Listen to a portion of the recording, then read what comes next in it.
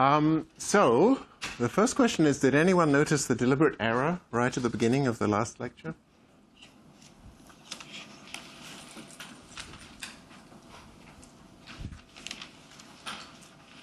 Came from the internet.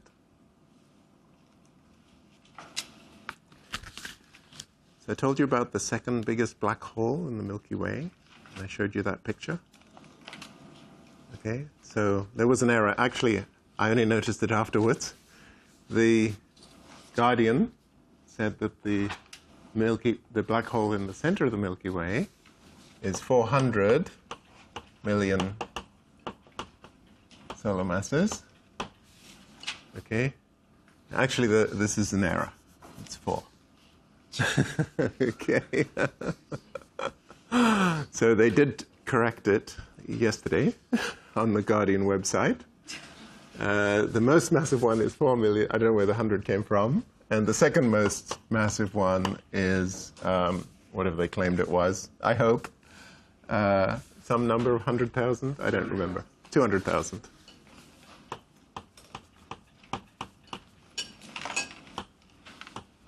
Okay, so that was a mistake.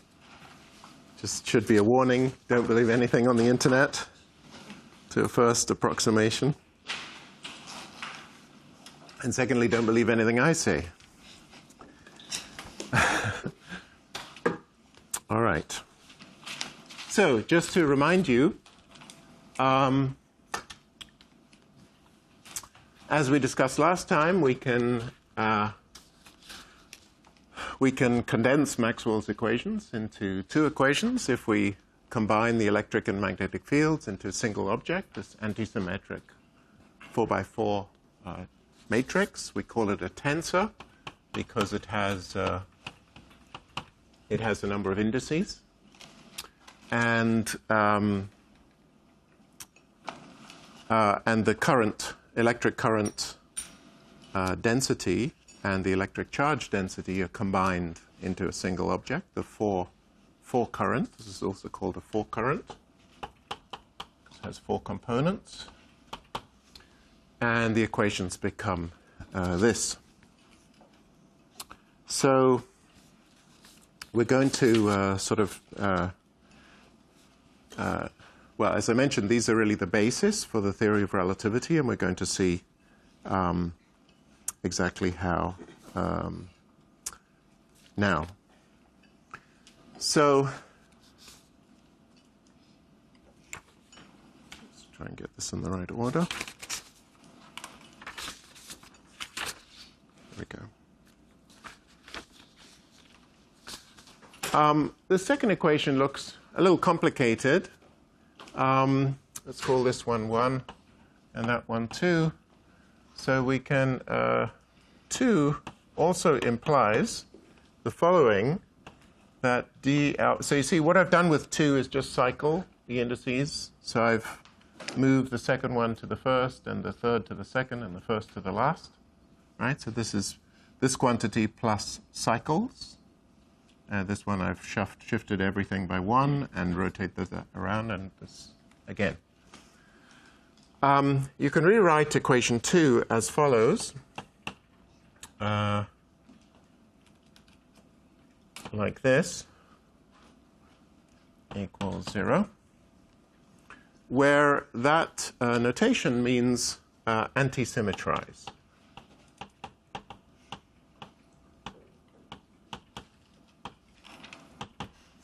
Okay, so what does that mean? Obviously, if I take a tensor, A alpha beta, and I try to make it anti-symmetric on those 2 indices, what I do is take 1/2 of A alpha beta minus A beta alpha. Okay, so any tensor can be decomposed into 2 pieces, and any symmetric tensor. Any 2-index tensor can be written as a sum of 2 pieces. An anti-symmetric piece, where I flip the indices and put a minus sign, and the symmetric piece, which is written with round brackets, A alpha beta plus A beta alpha, And then obviously it's true that A alpha beta is the sum of the antisymmetric part and the symmetric part.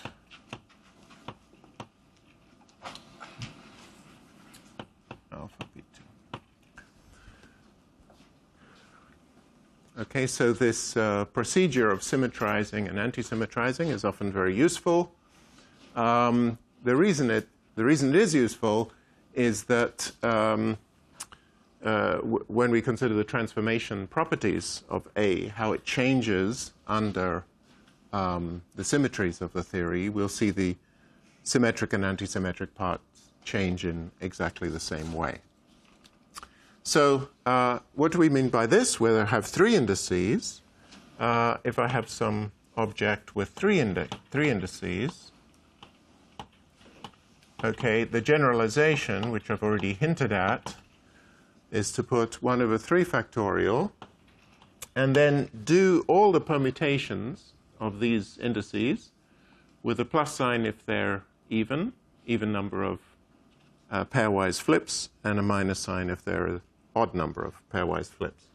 So this becomes alpha, beta, gamma, and then I can obviously I can flip beta and gamma and leave alpha where it is, right? Or I can put, well, let's just write it this way. We'll put either the alphas first, or the betas first, or the gammas first.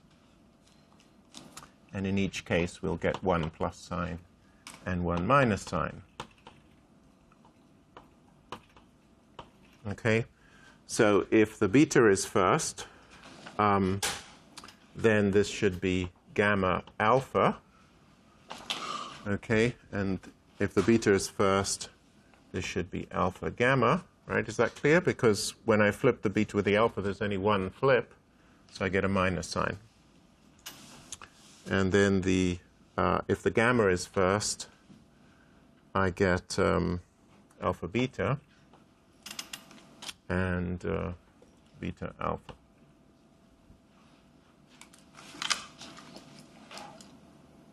Sorry, that doesn't look right. That's wrong.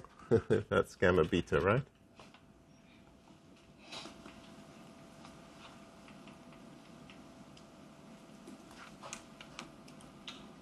Alpha, beta, gamma. Then if I flip the beta and gamma, I have a minus sign, right? Is that clear? Okay. And obviously, if I have the symmetrized one, then I just have pluses everywhere. Okay, so let's just verify this. Let's write this out. So d alpha f beta gamma plus d, this is minus d alpha f gamma beta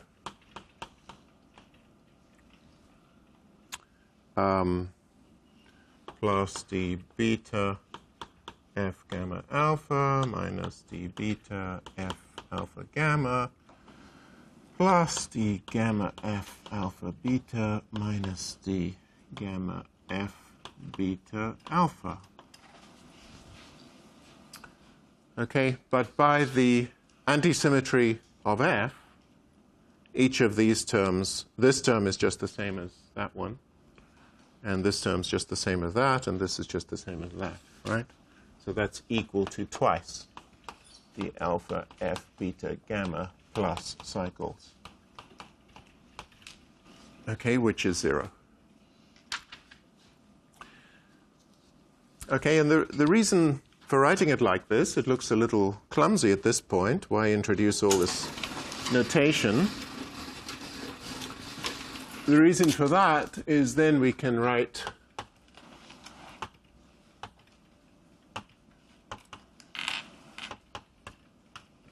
two as epsilon alpha beta gamma delta d beta f gamma delta equals 0. Okay, so the epsilon is this totally antisymmetric tensor, which exists in 4D just like it does in 3D. And if I, because it's totally antisymmetric, this is automatically going to project this 3-index quantity only onto its antisymmetric piece. Right? I can, and so this is equal to epsilon alpha beta gamma delta d beta f gamma delta antisymmetrized. Okay, which is 0. Okay, so Maxwell's equations, the second equation is just this one.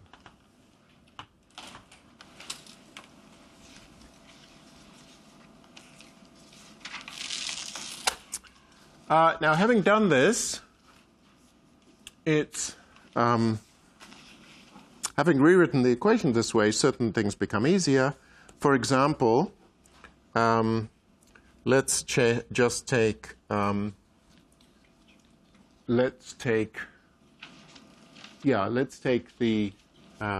d gamma of equation 2. Actually, I'm going to take it in that form, in the form up there.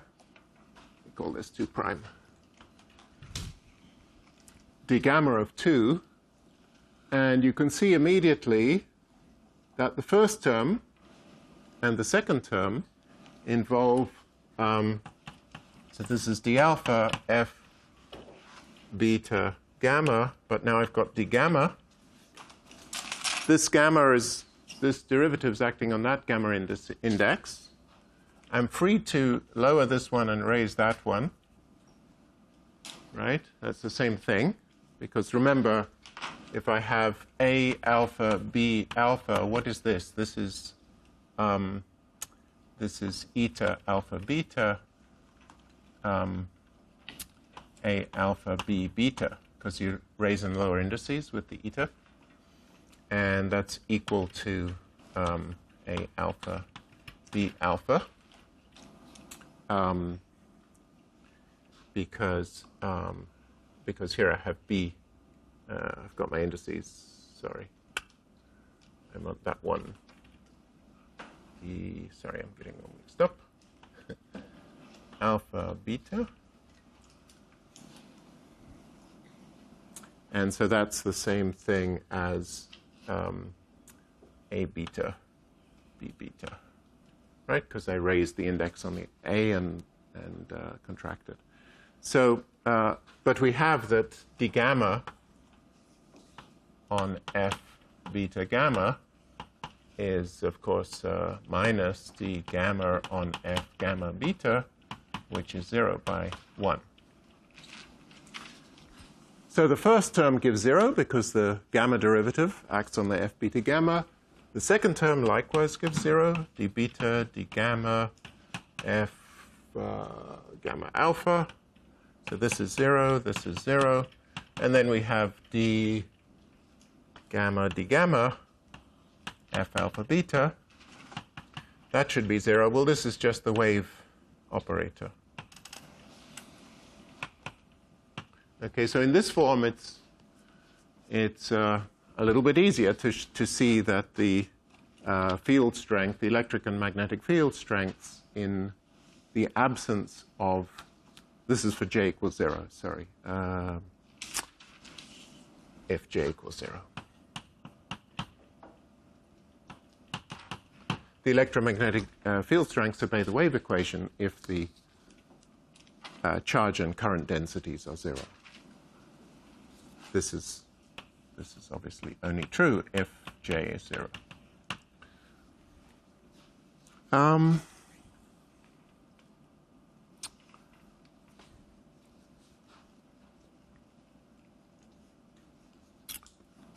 Okay, now another way to think of this equation, and this equation too, why this is one reason why it's useful to write it this way, is or 2 prime, is that this means that the 4 curl of f gamma delta is 0. Okay, so you know in 3 dimensions, if I have the curl of a vector, A equals 0, what does that tell you about A? If I have some vector, which is a function of x, right, and its curl is 0, what does it mean about A? It's a gradient, right? And you know how you prove that? You use Stokes' theorem, and you use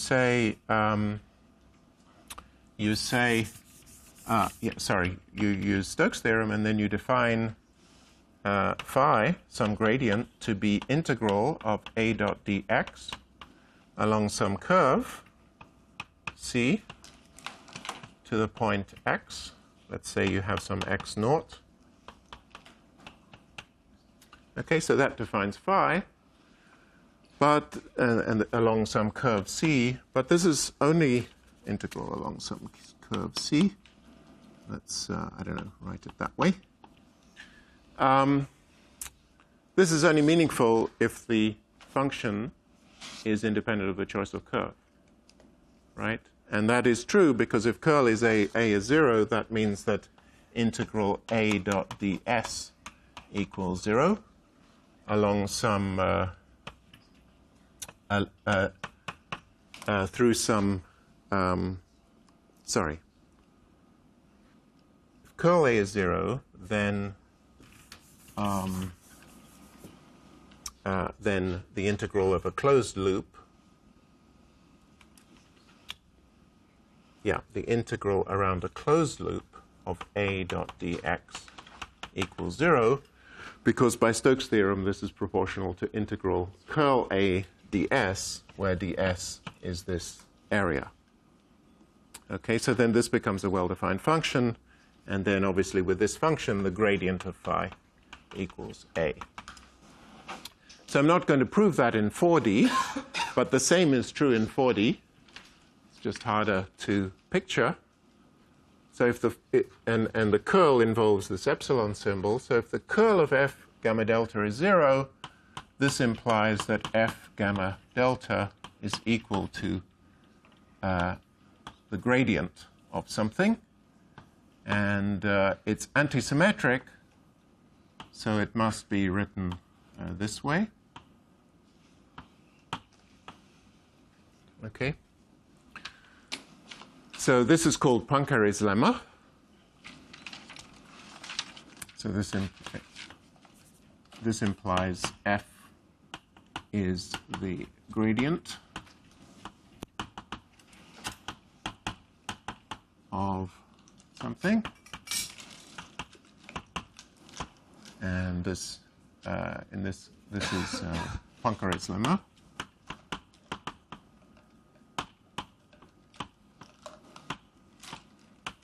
And in this case, it implies that f can be written in that way.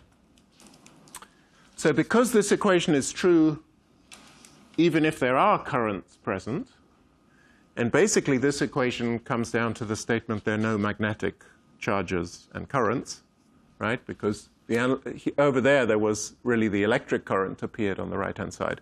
This should be the magnetic current. Since there are no currents, since there are no magnetic charges and currents, it's possible to write the field strength as in terms of the gradient of something.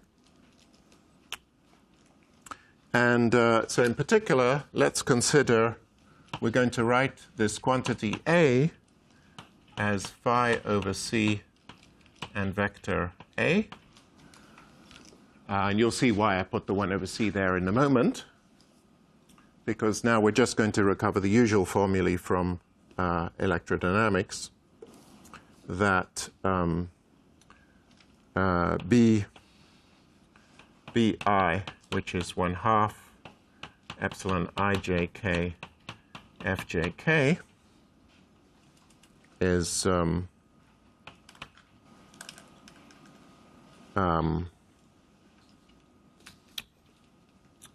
1/2 epsilon ijk dj ak minus dk aj. Now, since the epsilon is antisymmetric, and this is antisymmetric, we need, since the epsilon is antisymmetric, we need to keep only one of those terms and lose the factor of a half. And so and this implies that obviously B is curl A. Okay, so if you remember your electrodynamics, we frequently use this formula that it's possible to write the magnetic field in terms of the curl of a vector potential. And so the only difference in relativity is we have a 4-vector potential. And what about the phi? Well, we just do the same thing with the electric field. The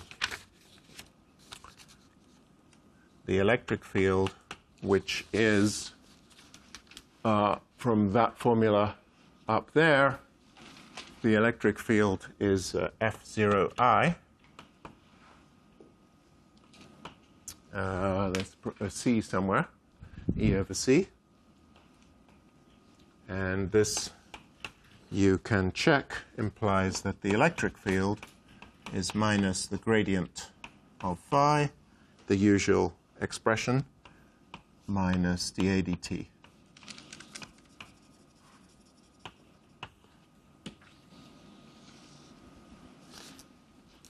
Okay, so often in electrostatics we just use this part because d by dt is 0. But in general you have to write the electric field in terms of the time derivative of the vector potential as well as the gradient of the scalar potential.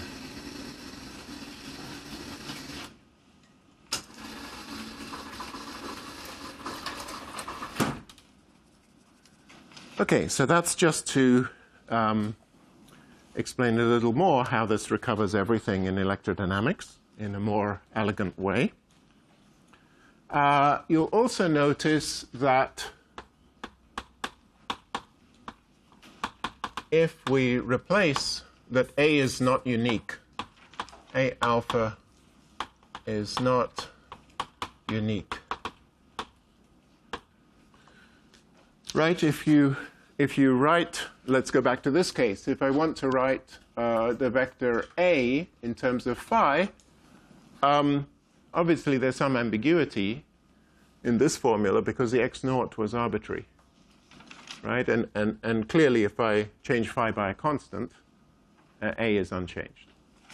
Well, in electrodynamics, that ambiguity gets bigger because if I replace A mu with A mu prime, which is A mu plus the gradient, the 4 gradient of any function on space-time, then this implies that F mu nu prime, which is d mu A nu prime minus d nu A mu prime, equals F mu nu, coming from this term, and then plus d mu d nu minus d nu d mu f, and this is 0 because partial derivatives commute. Okay, so the many different choices of 4-vector potential give exactly the same field strength. Okay, so this is called gauge symmetry.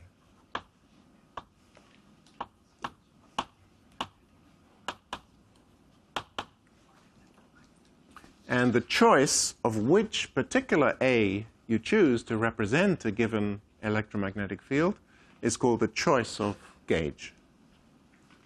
Okay, and this was realized late in the 19th century that in electrodynamics it was very convenient to introduce these potentials, phi and A, but it was also realized they are not unique. This gauge symmetry then became a more and more fundamental notion in physics, and now the whole of the Standard Model is built on the idea of gauge symmetry. Okay, and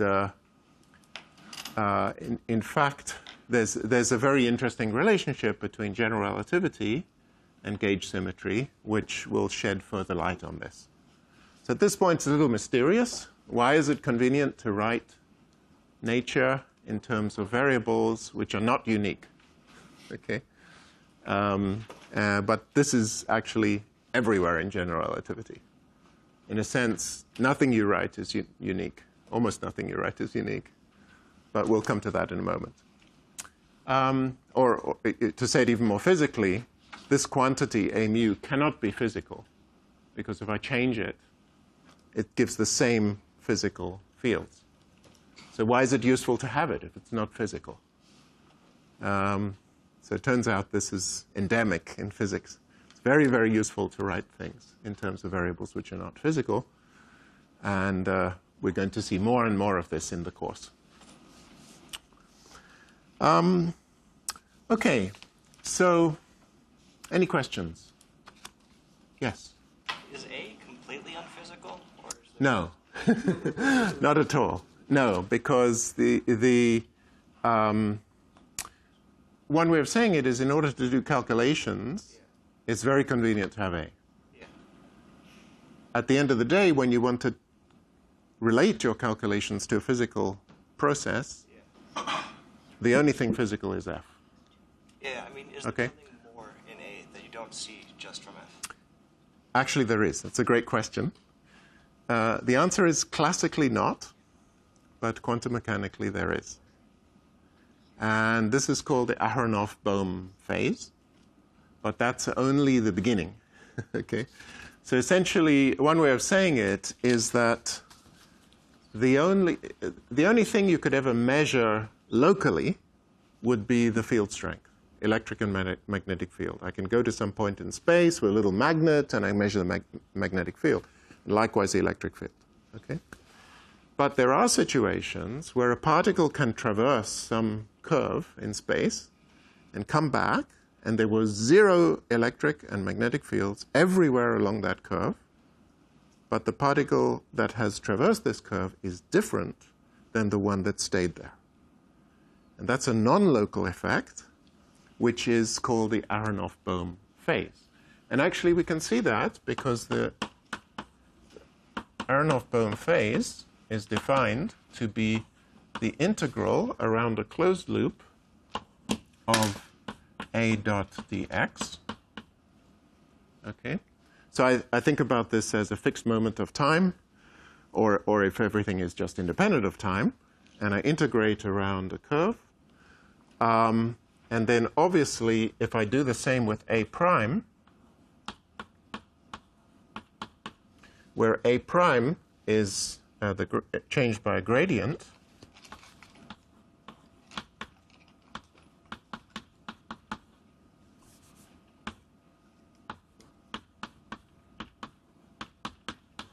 okay, then the integral of the gradient around a curve, what does that measure? Well, it's just the change in the field, right? So if I integrate a gradient around a curve, what I'm going to get is the two endpoints of the integral,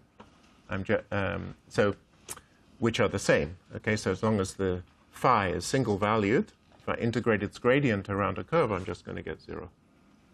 So this is 0. So actually, non-local quantities involving the vector potential can be gauge invariant. And those can be physical. And they are physical. But the only way to measure these things is using quantum mechanical interference. Okay, so this is very interesting. And when we get to general relativity, we will see the analog of these gauge choices is the choice of coordinates. Right? If you ever want to describe geometry or space and time, you have to use coordinates. We don't know any other way to do it. We would love to describe space-time without coordinates, but we don't know how to do that. So I have to introduce these coordinates, but we know these coordinates are just completely artificial labels.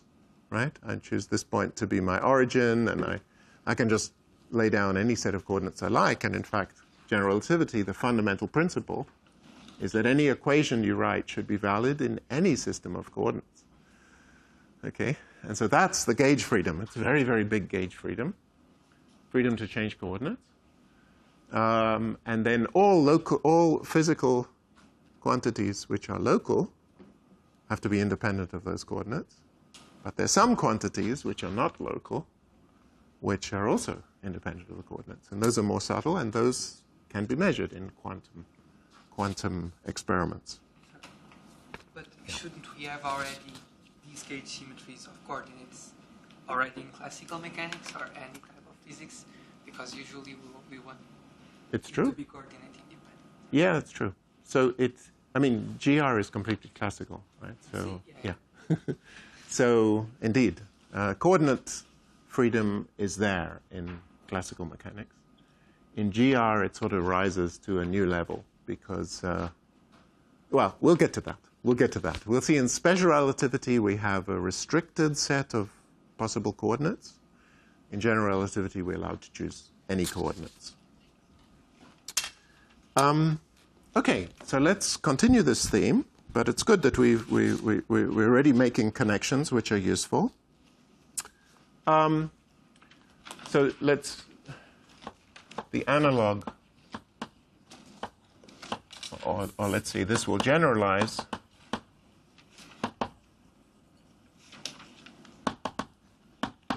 in general relativity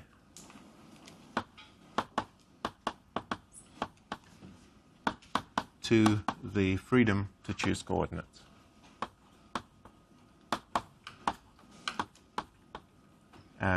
Coordinates on space-time.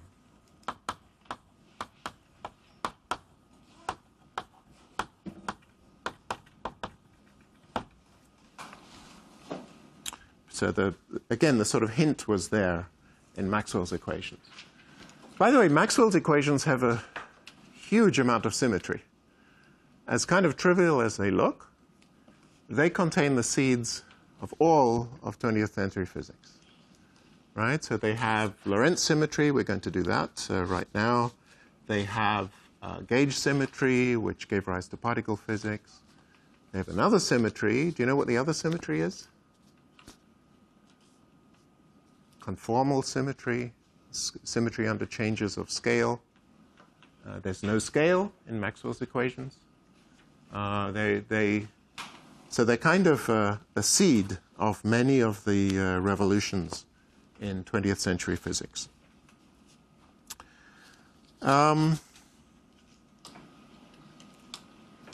Okay, so now we're going to go to Lorentz transformations, which are the coordinate transformations which enter into special relativity. So as you pointed out, in classical mechanics, we have some freedom to choose coordinates. We write,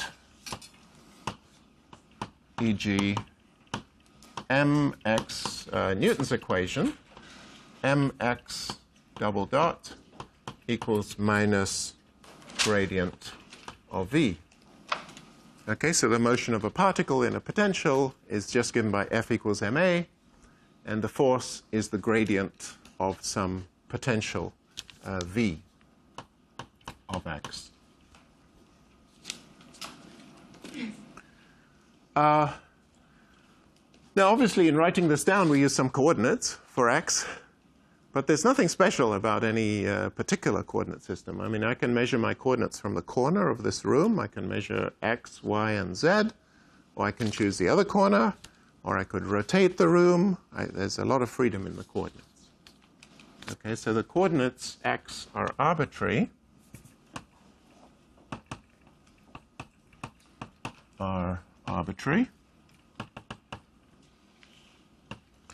And the equation is invariant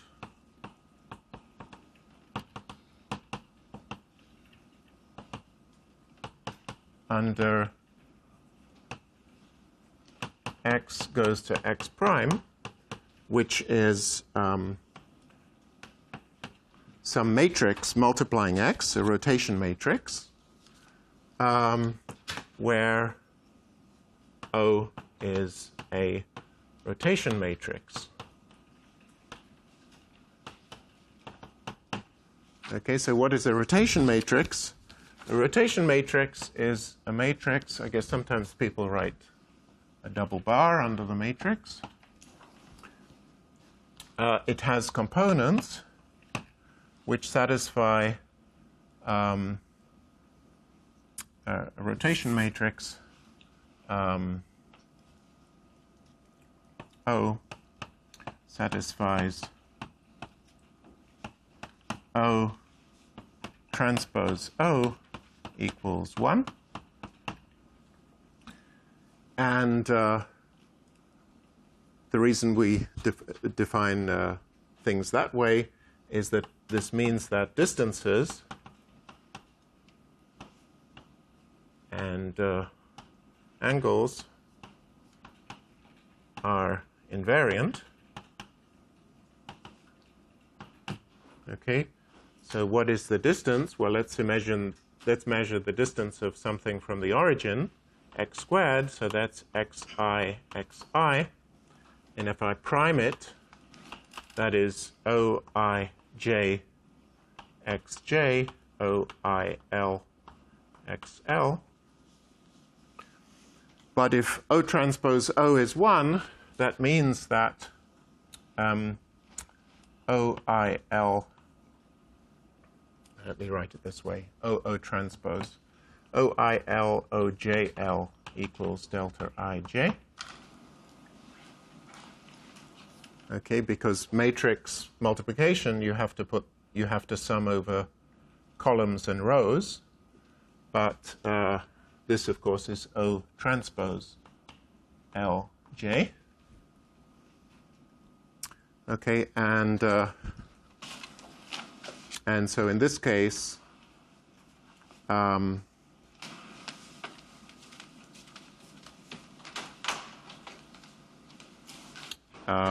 me see. Actually, I did want it the other way.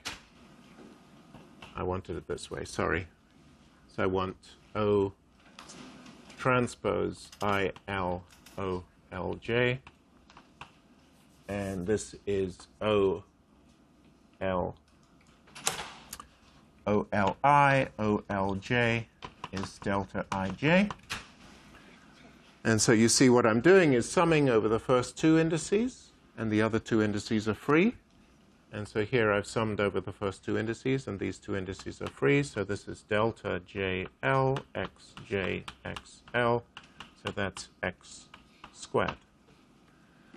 So rotations leave distances invariant, and that's physically obvious. That if I rotate something, its length doesn't change. And similarly, if you take the angle between two vectors, take their dot product, and you rotate the vectors, that doesn't change either. And that's just because x dot y is unchanged under rotations. Okay. Now to come back to this equation is unchanged under rotations, because if I write this down, x prime double dot minus equals, well, let's take everything to the left-hand side, plus grad prime v of x prime. Okay, then x prime is, well, I can write it this way, O times mx double dot plus grad v, and this was 0. So the point is that doing a rotation doesn't change the equation. Okay, the equation in the rotated coordinates is proportional to the equation in the unrotated coordinates, and therefore it's still satisfied.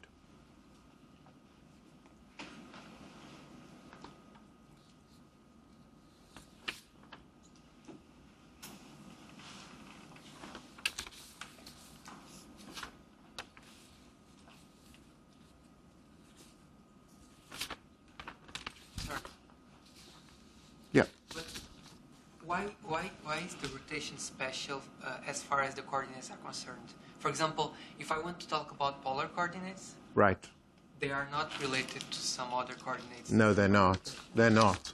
So And it should be still invariant, right? it should be, but the way Newton conceived of classical mechanics was to imagine was actually based on using Cartesian coordinates, which invented by Descartes, right? Just x, y, z, and t, and these were supposed to be almost God-given, that the world had these coordinates. Now, they were not unique because you could rotate them, and there's a symmetry in classical mechanics called Galilean invariance, and that was based on Galileo's intuition, Galileo's intuition said that rotations or translations should leave the equations invariant, or Galilean boosts, which means traveling at constant velocity. Okay, and all of those are symmetries of Newton's equations. Okay, but that was it. So when it comes to writing those equations in curved coordinates, we do that in classical mechanics all the time, right? And we get these centrifugal forces and Coriolis forces and all that. And all that just arises because it's more convenient often to do the equations in different coordinates. That introduces fictitious forces, right? When you go to curved coordinates, you get fictitious forces. Now, Einstein's amazing insight was the following. What if gravity is a fictitious force? That's it. What if it's somehow more natural to use curved coordinates, and in those coordinates there's a force, and it reproduces gravity?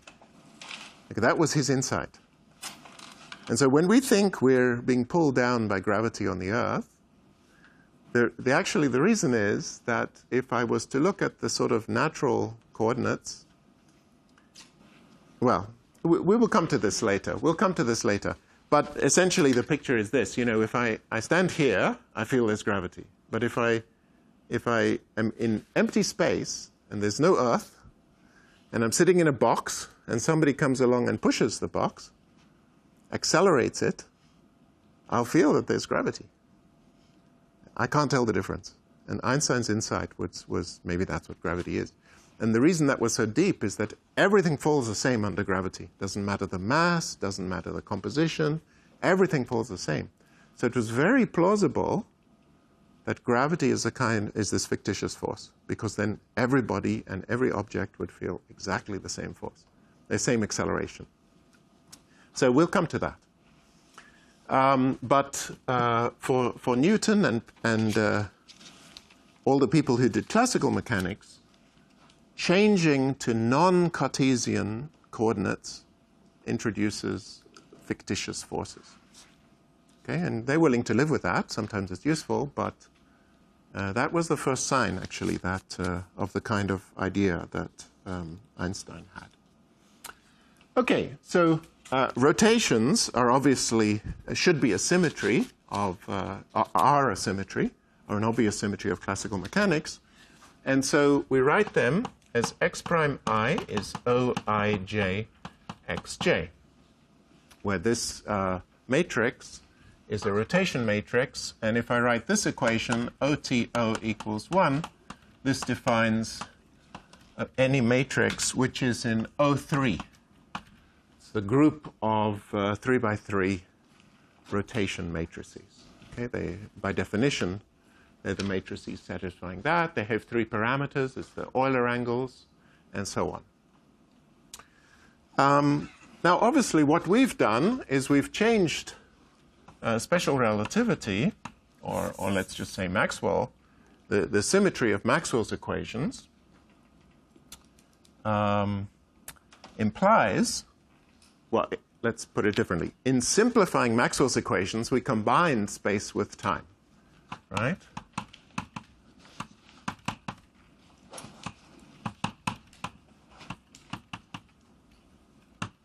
We combined space with time, right? So we wrote x mu is ct x. And all the quantities became 4 index quantities. So it is natural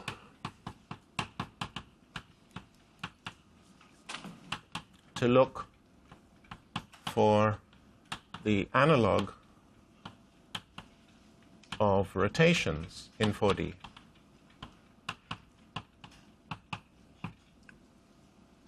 And those are called Lorentz transformations.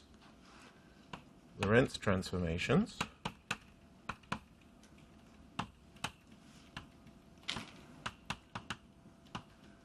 X prime mu is lambda mu nu x nu. They're also linear, just like rotations. And now we have to be careful about keeping indices up or down. Remember, so we had this, and then we had d mu, which is 1 over c d by dt and grad. And then we have, of course, eta mu nu, which was minus 1, 1, 1, 1. And eta upstairs was minus 1, 1, 1, 1. And we can use those eta symbols to raise and lower indices, and all they really do is make sure that we put minus 1s in the right place whenever we have a time coordinate. So this is the analog of rotations, and the analog of this equation, OTO equals 1, is just that lambda transpose eta, lambda equals eta.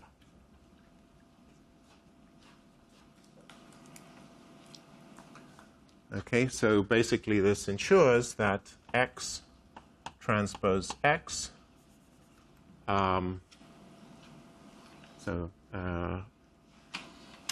analog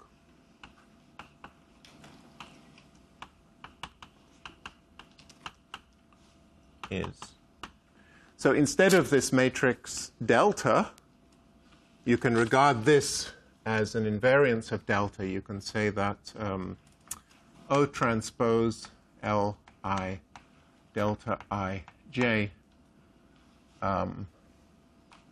O. Okay, now what? I think all the indices messed up.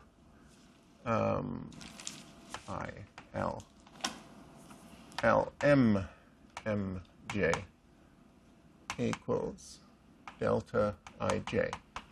Okay, so you can think about this equation as if there really was a delta sitting in between the two O's. And so what the two O's are doing are conjugating the delta matrix. And the analog in Lorentz transformations is that the Lorentz matrices conjugate the eta matrix. So, but let's start from this, and we'll see all this come out.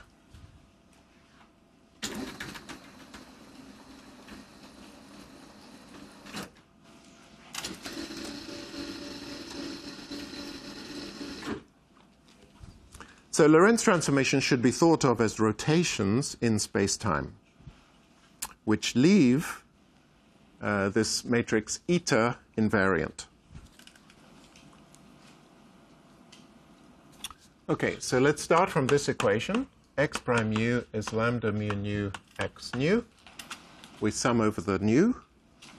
And then it follows that d by dx alpha is dx prime beta dx alpha d by dx prime beta. So this is the usual chain rule. Okay, we're going to use this almost infinite number of times. So make sure you understand this. If I differentiate with respect to some quantity, take the partial derivatives. It's the same thing as differentiate with so what I have here, this this equation just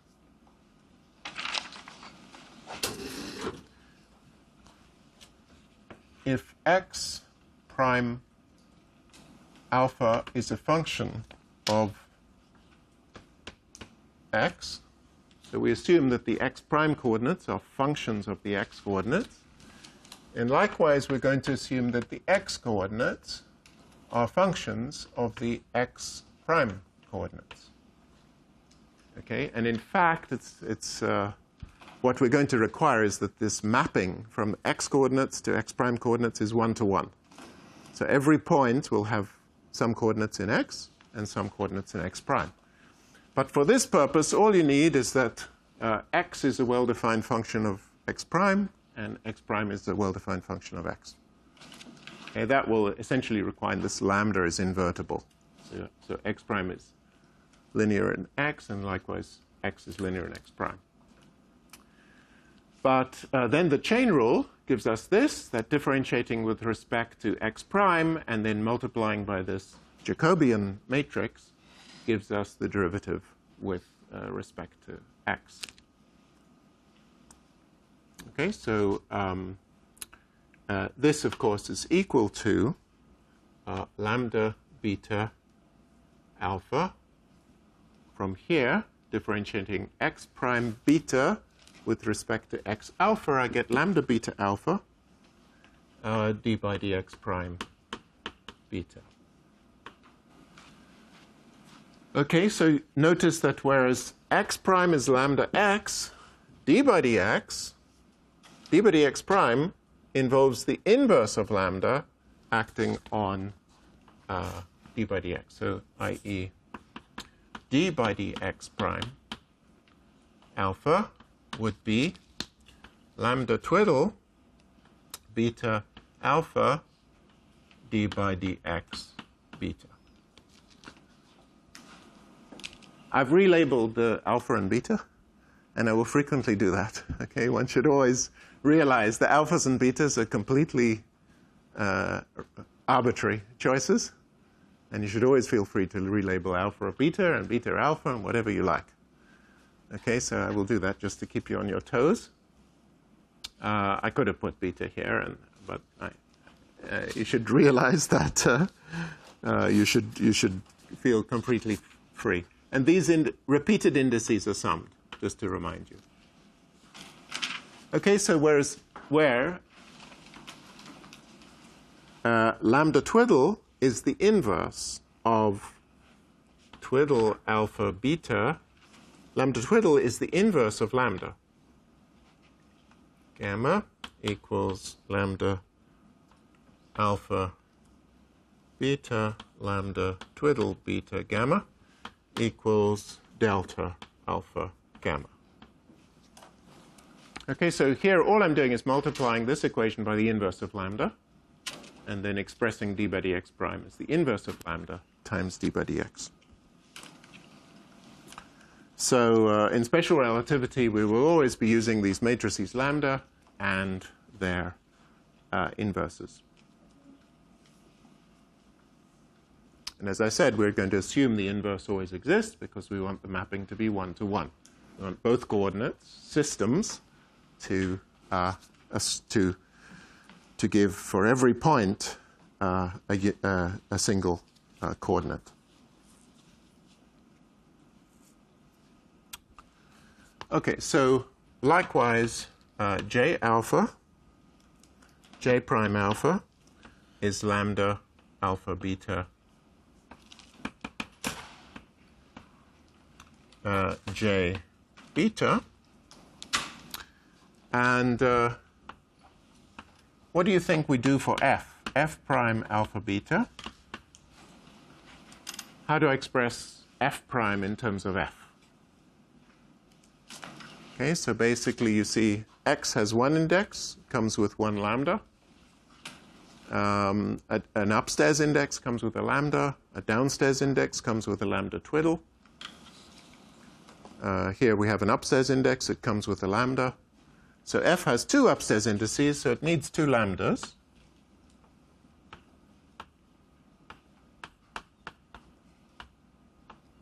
Okay? And this is what you do with rotations as well. In classical mechanics, if you have a tensor, like the inertia tensor of a body, it's a 3x3 tensor. You rotate, under rotations, you need a rotation for every index. And in fact, the epsilon symbol, epsilon, alpha, beta, gamma, delta, right? We needed this in the Maxwell's equations. So how does that go? Well, that is lambda, lambda, lambda, lambda, alpha, beta, gamma, delta, mu, nu, rho, sigma, epsilon, mu, nu, rho, sigma.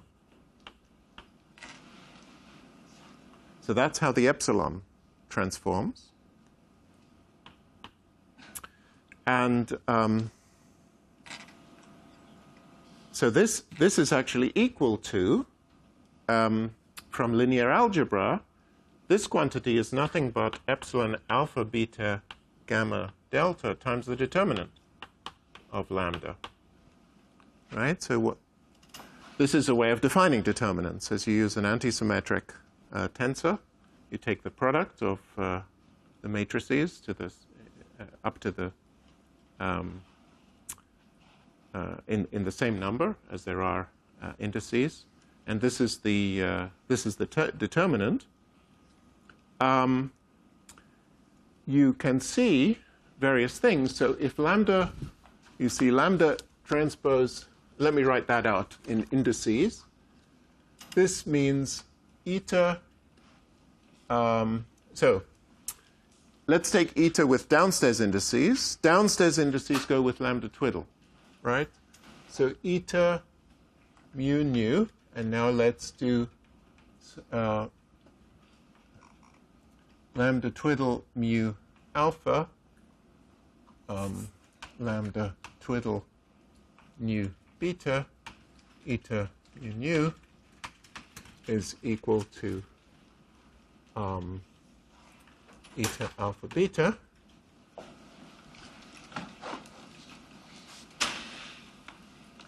And if I do upstairs indices, then of course I have lambda mu alpha, lambda nu beta, eta alpha beta equals eta mu nu.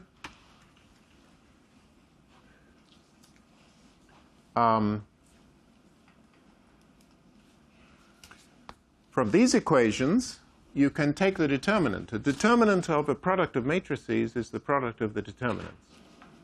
Right? So the determinant of this equation, if we take the determinant, we get determinant of lambda squared. Determinant of eta is -1. Determinant of eta is -1. So det lambda squared is 1. So det lambda is plus or minus 1. Okay? And so when we come down to see the epsilon, we see there are some lambdas which leave epsilon invariant and some lambdas which change its sign.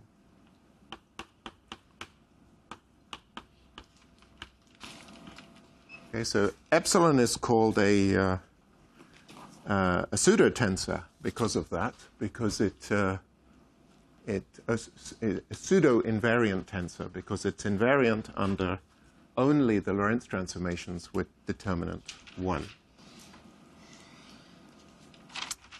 Okay. What's the time? I think I will, yeah, let me finish this little section.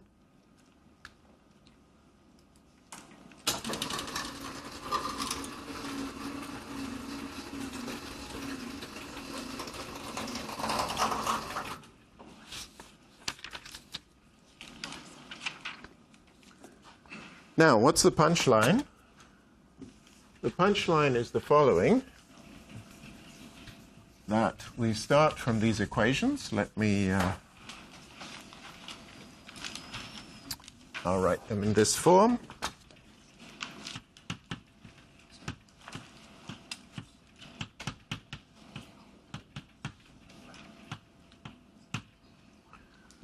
Okay, and the punchline is that these equations are the same are in any coordinates related by a Lorentz transformation.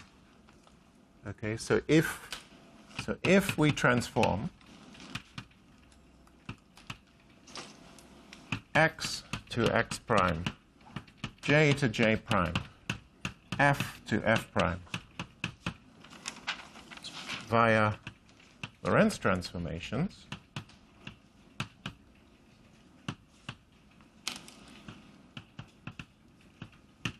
then 1 and 2 are invariant or are unchanged.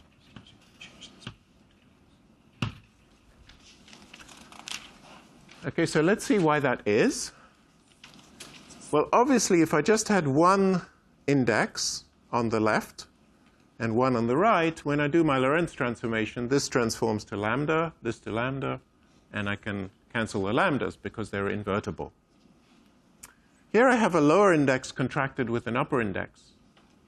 Okay, so we have things like, but any vector with a lower index contracted or summed with any other vector with an upper index. Okay, if I work this out, the lowered index goes with the lambda twiddle. The upper index goes with the lambda.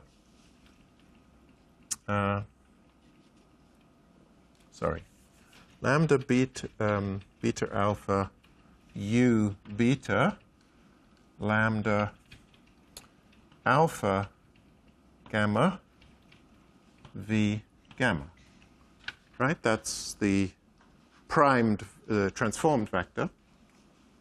But now you see I've got lambda twiddle multiplying lambda. So, and lambda twiddle lambda is 1, is delta. So this equals u beta v beta. So whenever you have summed indices, they don't transform at all.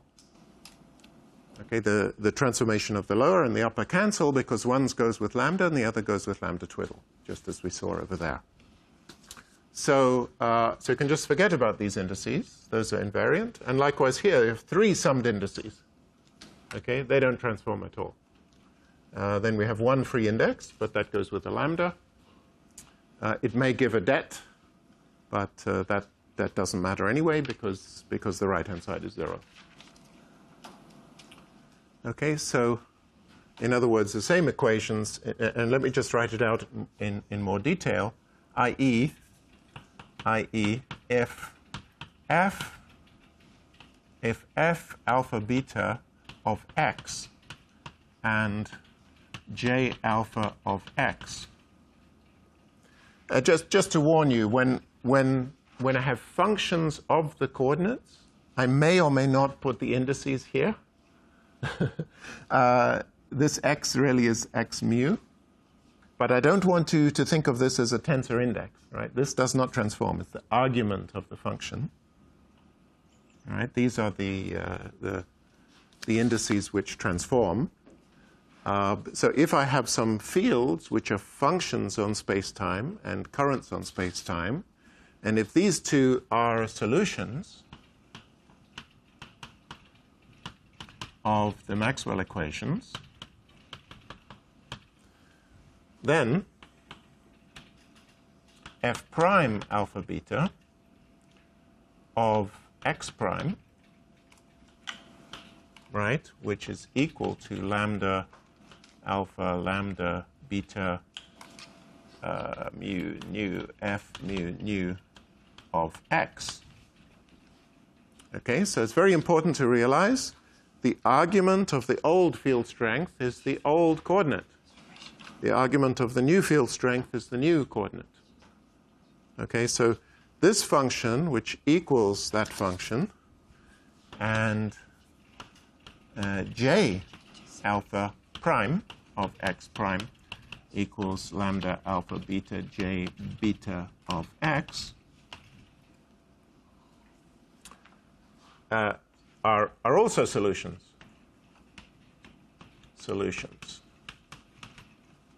of the Maxwell equations. Okay, so imagine you've got some solution. It's a traveling wave of light, it's a charged particle with its electric field, it's a coil with a magnetic field. You have some solution. You know the charges, the currents, the fields, and then you change the coordinates in this way. Okay? Then you get new fields, and often, even if you just had an electric field before, now you have a magnetic field, because these matrices will mix up the electric and magnetic fields. So you had some components of F just in the electric directions, but you did some rotation. Obviously, that's going to push these into the other direction. So out of electric fields, you get magnetic fields, and vice versa, right? And out of static charges, you get currents. So the new fields, the new currents, also solve the Maxwell equations. Okay, so this is a huge symmetry that I'm free not only to do rotations, I'm going to be free to move at any constant speed. All of this assume the lambdas are constants, right? This is constant, i.e. independent of x, but that is the symmetry of the Maxwell's equations. So I think let's have a break, unless any questions now, and then we'll come back. Yes? I have a question about yesterday's tutorial. Oh, sure. I wasn't there, so you'll have to explain. At how the electric field from a parallel plate transformed. Okay. And then we found that it looked like what we expected to, and then we looked at how F mu and U transformed. Right. And we said because they were the exact same, that it was the same thing. Right. Well, my question is, how does that mean that it works for every electric field? What if your electric field is made from something else? Well, this shows that it doesn't matter what it's made from. Whatever field configuration you have from whatever current distribution, if you've solved the Maxwell's equation in one coordinate, and then you go to a different coordinates which are moving, you will get the corresponding solution of Maxwell's equation. No. Why no? So the point of the exercise was to show that, like, because your solutions transformed the same, they were the same solution. What do you mean by transform the same? Okay. So we looked at a parallel plate, Yes. and then we figured out what the E and D fields were and how they Lorentz transformed. Good. Okay. And then we looked at F U and U, and we figured out they transformed the exact same. So it makes sense that your E and B fields are in F U and U. Yeah, I'm not really understanding. Sorry. Why don't we discuss this in the break? Are there any questions about the lecture? Yes. In general, just because the anti-symmetrizer of a tensor vanishes doesn't Yes. mean the tensor is symmetric, right? No, okay, so for a 2 by 2 tensor, if the anti-symmetrize, for a 2 by 2 tensor, if the symmetric part is 0, then it's antisymmetric, and vice versa. If the antisymmetric part vanishes, it's symmetric. I Yeah. mean for any arbitrary rank tensor. Right. So this is to do with the what is called a symmetric group. And the general statement is the following. You use something called Young tableau. You heard of those? Okay. Young tableau. Okay. So let's say so what's the idea of Young tableau? Young tableau is to help you understand the different components of any objects under the group of permutations, which is called the symmetric group. Okay, so if we have two objects, we can put them like that. Okay, and then by definition, this represents a symmetric tensor, because I can replace the left and the right. Okay, or like this. This is an antisymmetric tensor, and there's a rule that let me see. Yeah, let me just see. Yeah, so let me say it the following. What's the idea of Young tableau? So you imagine every index I. So you have some object with some number of indices, right? If you've got only one index, that's a box. If you've got two indices, well, it could be symmetric or it could be antisymmetric. Okay? And so this represents the symmetric, and this represents the antisymmetric. And the rule of Young-Tableau is that you construct all structures like this. I'll show you what the general idea is. So this guy is symmetric. This guy is totally antisymmetric. But in addition, you have this guy with 3 boxes. Okay, and so that means it's symmetric under these 2 indices, but antisymmetric under those 2. Okay, and that's all you can do. So with Young-Tableau, you're instructed to make anything out of boxes of that character. Okay. Now let's say you go to 4, I, J, K, L. You'll have, again, this guy, then you'll have this one. Okay, then you'll have this one, 3, 4, and then you'll have this one. Okay, so what's the point of these diagrams? Look a bit silly, okay? Now, the first point of it is it immediately tells you how it breaks up under the group, under the symmetric group, the group of permutations. Very conveniently, it allows you to calculate how many components there are very easily.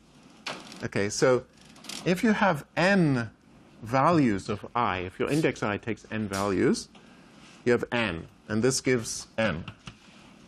Okay? Here, the rule is, gosh, this is a clever rule.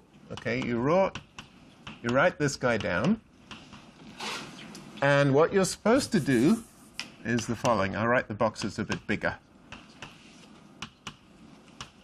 Okay, so there's n plus 1, n plus 2.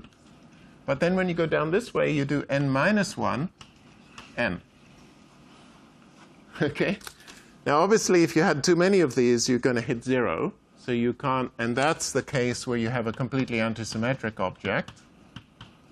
Okay, so let's say we had 4, 3, 2, 1 for an index that took 4 values. This would be the epsilon symbol. Okay, and then what you're told to do is you draw these hooks. So there's a hook,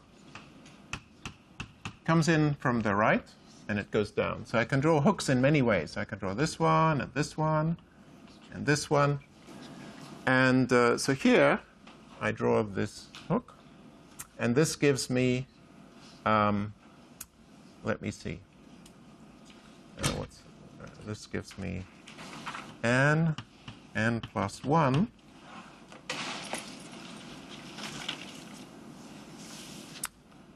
over 2. Yes.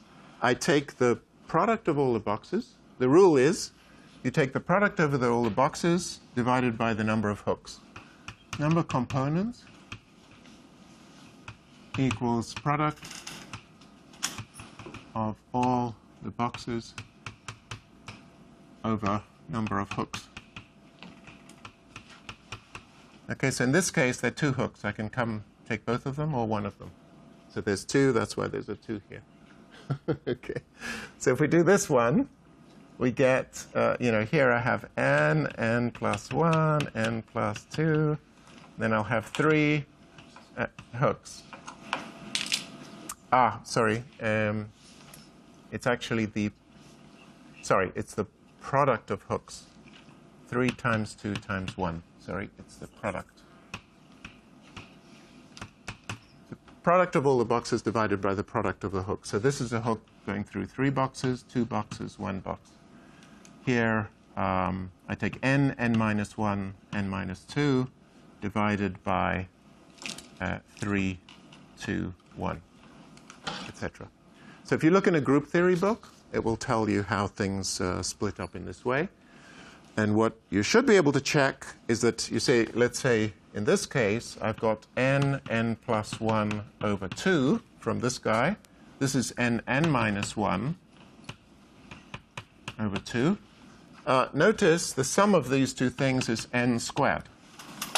We've got 2 index objects. It should have n squared components. This is splitted up into the symmetric part, which is this many components, and the antisymmetric part.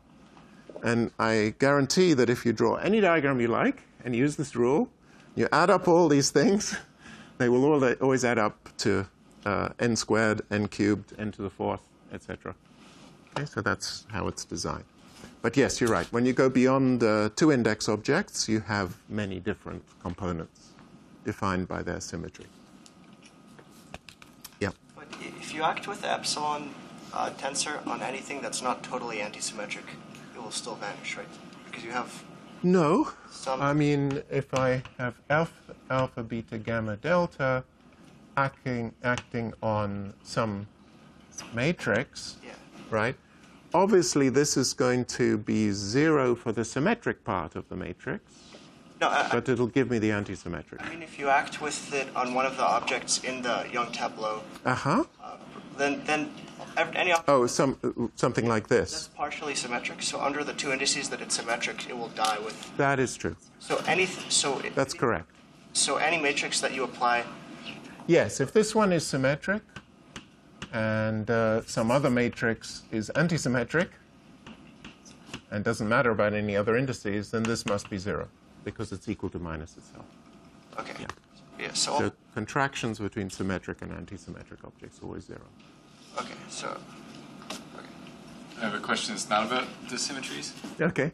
Well, I guess it isn't indirectly. But so in this last part, when you're talking about how solutions of Maxwell's equation give rise to other solutions via Yes. transforms, Yes. Your statement about question 2 prime here, equation 2 prime, Yes, this one. saying that if you look at all of the primed variant, Right. it's not a problem even if you've got a negative determinate Lorentz transform. No, because there's nothing here. There's nothing here. Yes. You were saying earlier that magnetic monopoles would change that. Ah, good point. So does that mean, like, if we were to entertain the idea... That's a good point. Yeah, so this would be electric and magnetic current. Yeah, that's a very good point. Would you have to transform differently? Exactly. So it would be saying that this equation would not be invariant under Lorentz transformations with determinant -1. That's correct. So is that why you might conclude? I mean, obviously it's Well, but you know, it's an interesting argument. It's an interesting argument. Let's think of examples of lambdas, okay, which have determinant -1. So what is lambda? Lambda is a 4x4 matrix such that I've got to have this lambda eta lambda equals eta, or lambda lambda eta if I write it this way. Okay, so one trivial example is the identity matrix. That's not going to leave eta invariant. Another one would be time reversal, where all I do, so this is saying CT prime is minus CT, and then X prime equals X. Okay, so this is time reversal. And that has determinant -1. So indeed, the equation written in this form would not be invariant under time reversal unless, okay, let me think. Yes, unless the following. You see, we always have to decide what is the transformation properties of J. So is J supposed to just transform as lambda?